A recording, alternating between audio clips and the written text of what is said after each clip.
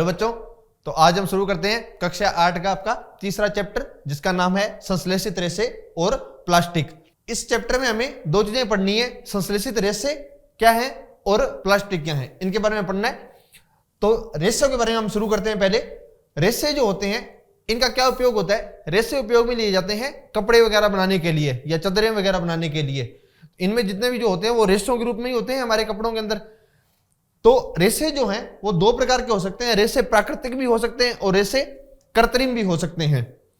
प्राकृतिक रेशे वो होते हैं जो हमें प्रकृति द्वारा या फसलों द्वारा हम प्राप्त जो करते हैं, वो होते हैं प्राकृतिक रेशे। और कुछ होते हैं रेशे जो मानव द्वारा बनाए गए हैं, उन्हें हम बोलते हैं संश्लेषित रेशे या कृत्रिम रेशे। तो प्राकृतिक रेशे कौन कौन से हो सकते हैं? ये हो सकते हैं जो कपास द्वारा जो प्राप्त होता है वो होता है, एक तो ऊन से प्राप्त हो सकती है जो हम भेड़ों द्वारा या इनसे प्राप्त करते हैं, ऊन हो सकती है, रेशम आदि, ये सभी जो है ये हैं प्राकृतिक रेशों के उदाहरण। और कुछ होते हैं संश्लेषित रेशे। संश्लेषित रेशों में कौन कौन से हो सकते हैं? रेयोन, नाइलॉन आदि, ये सब वो हैं जो मानव द्वारा बनाए गए हैं, तो इन्हें हम कहेंगे संश्लेषित रेशे। तो रेशे दोनों प्रकार के हो सकते हैं, कुछ प्राकृतिक भी हो सकते हैं जो हम जंतुओं द्वारा या पौधों द्वारा हम प्राप्त करते हैं, और कुछ जो है वो संश्लेषित रेशे भी होते हैं जो मानव द्वारा तैयार किए गए हैं। अब हम मुख्य रूप से पढ़ेंगे संश्लेषित रेशों के बारे में। देखिए, संश्लेषित रेशे जो होते हैं वो कैसे बनाए जाते हैं। संश्लेषित रेशों के अंदर एक रासायनिक इकाई होती है और उस रासायनिक इकाई की लगातार पुनरावृत्ति करके हम एक रेशे का निर्माण करते हैं। तो वो जो एक रासायनिक इकाई जो होगी उसे हम कहते हैं एकलक। क्या कहते हैं उसे हम?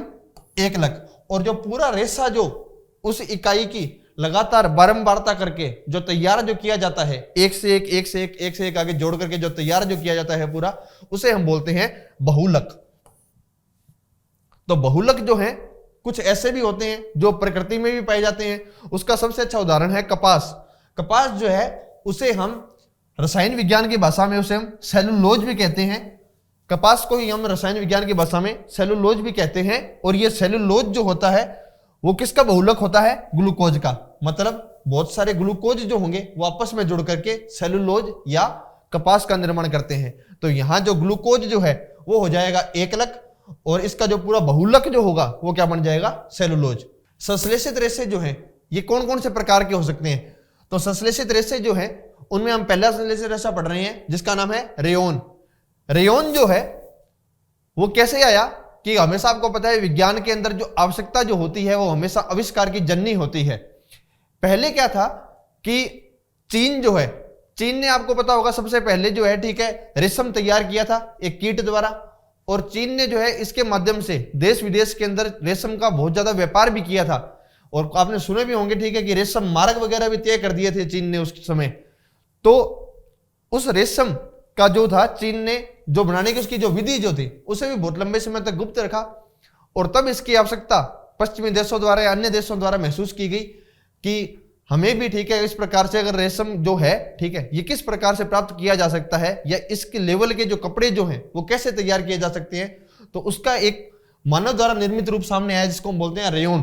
तो रेयोन जो होता है इसे कृत्रिम रेशम अर्थात मानव द्वारा बनाया गया रेशम भी कहते हैं। और ये बनाया कैसे जाता है? ये काष्ठ लुगदी जो होती है, काष्ठ का मतलब लकड़ी, लकड़ी की जो लुगदी जो होती है उसका जब हम रासायनिक उपचार जब हम करते हैं, उसका हम जब रासायनिक उपचार कर देते हैं तो उससे प्राप्त होता है रेयोन। रेयोन जो है, अब रेयोन को हम दो अन्य तरीकों में भी यूज कर सकते हैं। जब रेयोन को कपास के साथ यदि हम मिला देते हैं तो इससे हम चादरें बना सकते हैं, और जब रेयोन को ऊन के साथ मिला दिया जाता है तब इससे कालीन या गलीचे बनाए जाते हैं। तो यह था रेयोन के बारे में। अगला संश्लेषित रेशा है नाइलॉन। नाइलॉन जो है प्रथम पूर्ण रूप से संश्लेषित रेशा जो है वो नाइलॉन है। कब बनाया गया था? 1931 के अंदर बनाया गया था इसे, और इसे कोयले, जल और वायु से मिलकर बनाया जाता है। नाइलॉन जो होता है इसका मुख्य रूप से नाइलॉन का उपयोग होता है कि नाइलॉन की जो बनी हुई रस्सी जो होती है वो सामान्य रस्सी से बहुत ज्यादा मजबूत होती है। तो इसलिए जहां भी बहुत अधिक मजबूती की रस्सियों की जब जरूरत पड़ती है तो हमेशा नाइलॉन का उपयोग किया जाता है। जैसे जो पैराशूट वगैरह जो होते हैं उनमें जो रस्सियां जो होती हैं वो नाइलॉन की बनी होती हैं, या जो पर्वतारोही जो होते हैं जो पर्वत पे चढ़ते हैं ऊपर, तो उस समय जो रस्सी उनके समय उपयोग में ली जाती है वो भी नायलॉन की बनी होती है। तो ये हमने पढ़ा रेयोन और नायलॉन के बारे में। आगे बढ़ते हैं। पॉलीएस्टर और एक्रेलिक, ये भी एक संश्लेषित रेशे ही है। तो हम पहले पढ़ेंगे पॉलीएस्टर के बारे में। पॉलीएस्टर से बने जो कपड़े जो होते हैं उनकी एक विशेष बात होती है कि उनमें कभी भी सलवटें नहीं पड़ती। उनमें अगर सलवटें नहीं पड़ती और वो आसानी से धुल भी जाते हैं, तो ये होते हैं कपड़े पॉलीएस्टर से बने हुए। पॉलीएस्टर के कुछ उदाहरण भी हैं। कौन कौन से हैं? वो हैं टेरिलीन और पेट, PET, जिसको हम बोलते हैं पॉलीएथिलीन टेरथलेट। ये उदाहरण किसके हैं? पॉलीएस्टर के। अब इसमें एक शब्द लिखा हुआ है जो ये पॉलीएस्टर, ये दो शब्दों से मिलकर के बना है। इसमें एक शब्द है पॉली प्लस एस्टर। इसका मतलब है कि जब बहुत सारे जब एस्टर आपस में मिल जाएंगे तो निर्माण करेंगे पॉलीएस्टर का। अब ये एस्टर जो होता है वो क्या होता है? एस्टर जो है ये वो रसायन है जो फलों की को गंध प्रदान करता है, वही होता है एस्टर। और इस एस्टर की बहुत सारी रिपीटेशन जब हो जाती है, जब एस्टर का बहुलक हो जाता है, जिसे हम पॉलीएस्टर कहेंगे, उससे मिलाकर के हम क्या बना सकते हैं? कपड़े बना सकते हैं। और ऐसे कपड़े होंगे जिनमें सलवटें नहीं पड़ती और आसानी से धुल भी जाते हैं। और उसके उदाहरण क्या क्या हो सकते हैं? टेरिलीन और PET, पेट। आगे अब क्या है कि पॉलीएस्टर के साथ मिलाकर के कुछ अन्य उपयोगी पदार्थ भी बनाए जाते हैं, जिनमें कौन कौन से हैं? पॉलीकोट, पॉलीवुल और टेरिकोट। पॉलीकोट, इसमें देखिए दो शब्दों से मिलकर के बनाए। इसमें पॉली का मतलब है पॉलीएस्टर और कोट का मतलब है कॉटन। कॉटन मतलब कपास। तो पॉलीकोट होता है पॉलीएस्टर और कपास। पॉलीवुल, पॉलीवुल में फिर से पॉली का मतलब पॉलीएस्टर और वुल का मतलब जो है उसको बोलते हैं ऊन। तो ये होगा पॉलीएस्टर और ऊन से मिलकर के। टेरिकोट, टेरिकोट का निर्माण होता है, टेरी का मतलब टेरिलीन और कोट का मतलब फिर से कॉटन अर्थात कपास। तो कुछ अन्य पदार्थ भी हैं जो पॉलीएस्टर से मिलाकर के भी बनाए जाते हैं। उसके बाद हम पढ़ेंगे एक्रेलिक के बारे में। एक्रेलिक जो होता है वो इस प्रकार का रेशा है जिसके सारे के सारे गुण जो हैं वो मिलते हैं किस चीज से? ऊन से। एक्रेलिक के सारे गुण किससे मिलते हैं? ऊन के समान ही होते हैं। तो इसीलिए जो क्या होंगे, स्वेटर, शॉल, कंबल वगैरह जो होते हैं, जो ऊनी कपड़े जो होते हैं, वो वैसे के वैसे कपड़े किससे मिलाकर भी बनाए जा सकते हैं? एक्रेलिक से भी मिलाकर बनाए जा सकते हैं। देखिए मुख्य रूप से ये है कि सर हम ये इतने रेशे जो हैं इनके बारे में संश्लेषित रेशे, अब ये ऊन, कंबल, शॉल जो हैं वो हम जो प्राकृतिक रेशे जो हैं उनसे भी बना सकते हैं। तो हम इनकी क्या जरूरत पड़ी कि हम इनसे ये बना रहे हैं? तो इसका सबसे बड़ा कारण है कि जो प्राकृतिक रूप से प्राप्त जो रेशे जो हैं उनसे बनाए गए जो वस्त्र वगैरह जो होते हैं उनकी क्वालिटी और इनकी क्वालिटी में कुछ ज्यादा फर्क नहीं होता। लेकिन ये जो होते हैं ये सस्ते पड़ते हैं और आसानी से उपलब्ध हो जाते हैं, इसलिए हमने इन सभी रेशों के बारे में अध्ययन कर रहे हैं। हम आगे बढ़ते हैं। देखिए एक क्वेश्चन आता है हमेशा कि रसोई घर में काम करते समय पॉलीएस्टर से बने वस्त्र क्यों नहीं पहने जाते? इसे ध्यान से सुनिएगा आप। क्या होता है कि पॉलीएस्टर से बने कपड़े यदि रसोई घर में पहन लिए जाएं तो क्या होता है कि बहुलक की एक विशेष बात होती है कि बहुलक जो होता है वो आग लगने के बाद में जलने के बजाय वो प्लास्टिक की तरह पिघलना शुरू हो जाता है। तो बाई चांस यदि रसोई घर में या कहीं अगर बाई चांस आग पकड़ लेता है पॉलीएस्टर का कपड़ा, तो वहीं क्या, और वो हमने पहन रखा है, तो वो पिघलना शुरू हो जाएगा और पिघल करके हमारी चमड़ी के साथ चिपकना शुरू हो जाता है। तो इसीलिए जो है कभी भी हम रसोई घर में काम करते समय पॉलीएस्टर से बने वस्त्र कभी नहीं पहने जाते हैं। संश्लेषित रेशे प्राकृतिक रेशों की तुलना में कम जल सोखते हैं और सूखने में भी कम समय लेते हैं। संश्लेषित रेशों में और प्राकृतिक रेशों में यह भी एक बहुत बड़ा फर्क पाया जाता है।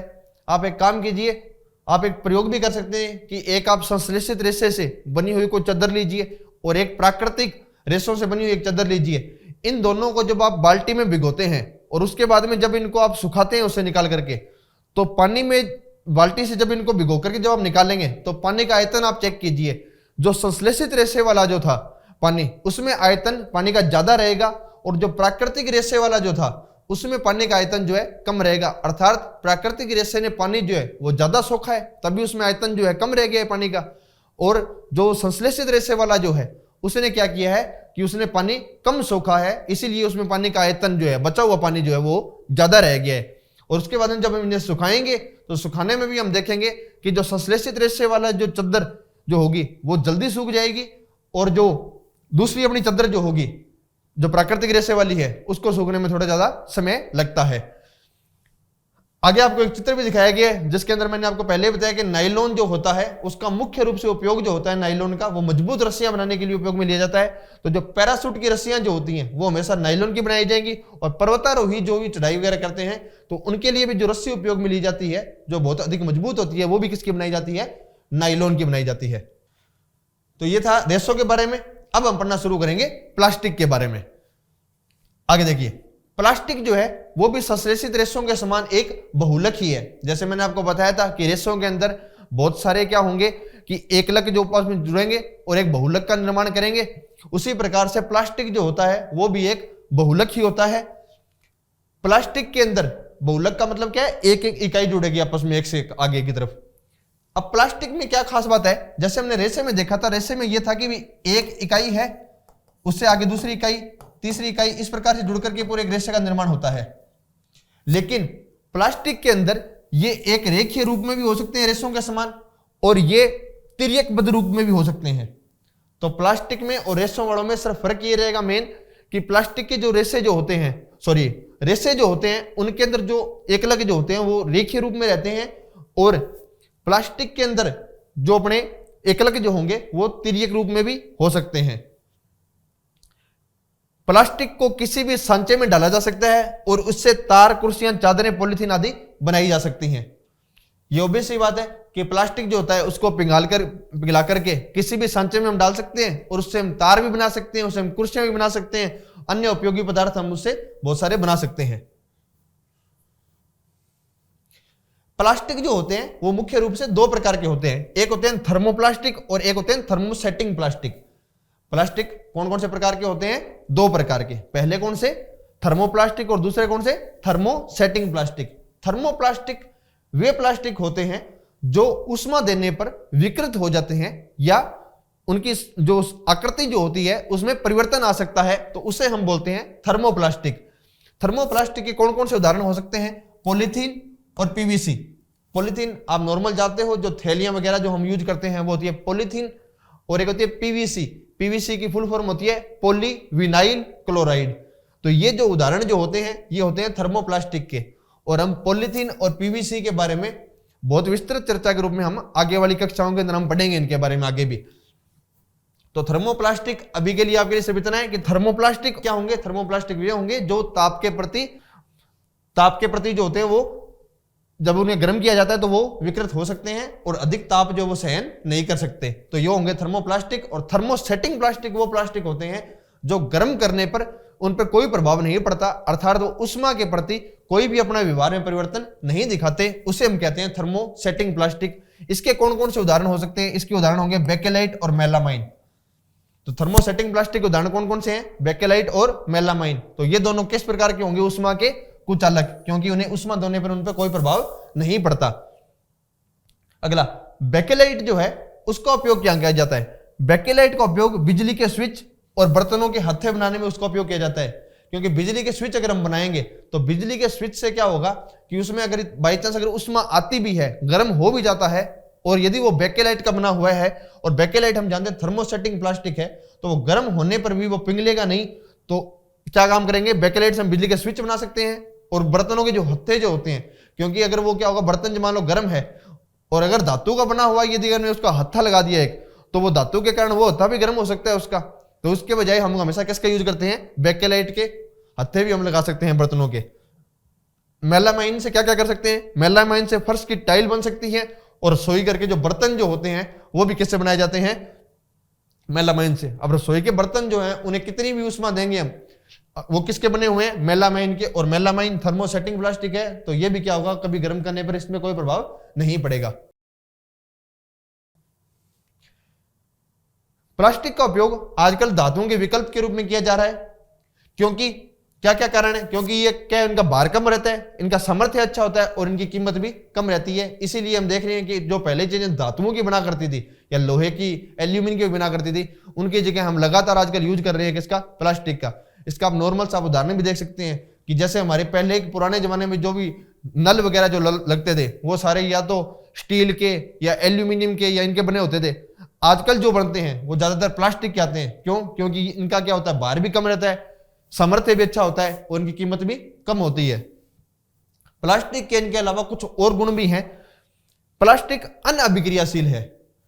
प्लास्टिक क्या होता है, किसी भी प्रकार की अभिक्रिया नहीं करता। जैसे हमने देखा कि जैसे लोहे की जो बाल्टी वगैरह जो होती है उनमें जंग लग सकता है, या कॉपर की कोई चीज बनी होती है तो उसके हम देखेंगे उसकी परत ऊपर से हरी हो जाती है एक समय के बाद में, तो वो क्या होता है कि वो ऑक्सीजन से अभिक्रिया कर लेते हैं, तो इसीलिए लोहे पर जंग लग सकता है या कॉपर का रंग हरा हो सकता है, तो वो धातुएं खराब हो सकती हैं वहां पर। लेकिन प्लास्टिक में ऐसा नहीं होता, क्योंकि प्लास्टिक जो होता है वो ऑक्सीजन से किसी प्रकार की अभिक्रिया नहीं करता, अर्थात प्लास्टिक जो होता है वो अनअभिक्रियाशील रहता है अनेक प्रकार के तत्वों के प्रति। प्लास्टिक का अन्य गुण क्या है, प्लास्टिक हल्का, प्रबल और चिरस्थायी अर्थात लंबे समय तक टिका हुआ रहता है, यह भी एक प्लास्टिक का गुण है।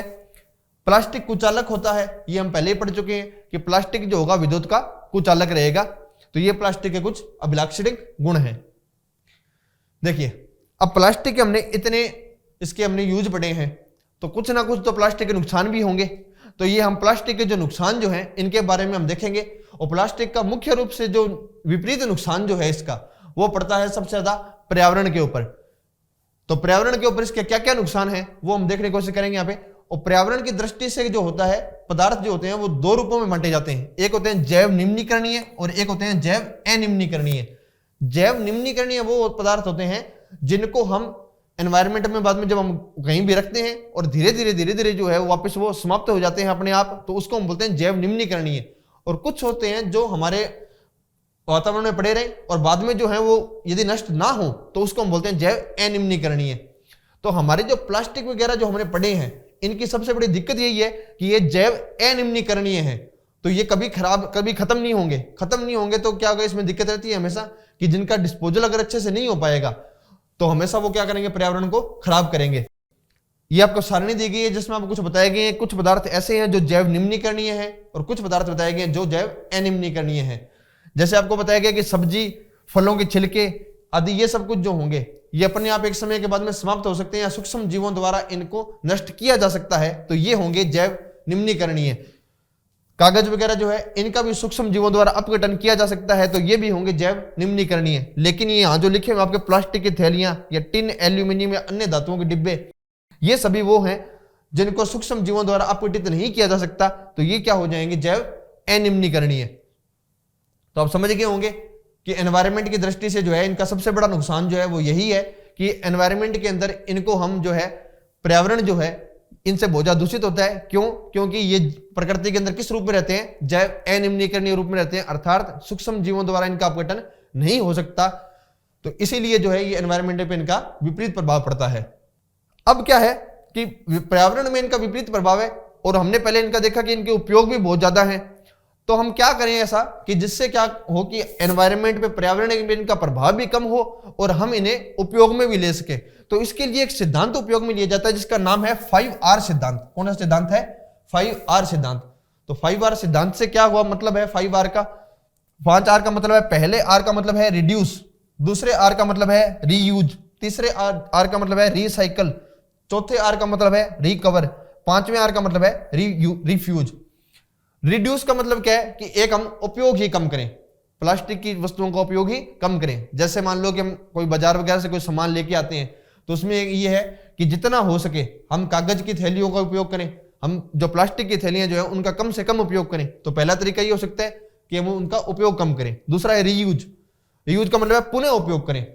ठीक है, कि जैसे क्या होगा कि थैली को अगर एक बार यूज में ले लिया है, ठीक है, तो ये नहीं है कि ठीक है दूसरी बार जाए तो दूसरी थैली यूज में ले, उसी थैली को अगर पुनः उपयोग में ले सकते हैं तो उसे पुनः उपयोग में लेना चाहिए। अगला है रिसाइकल, पुनः चक्रित कीजिए।